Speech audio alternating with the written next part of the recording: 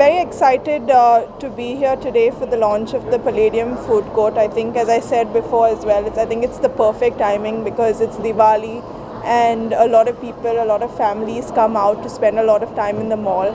And I personally actually visit Palladium a lot. It's one of the more premium malls in the city. So I'm excited to be here today, and I hope and I wish that the brand grows from strength to strength.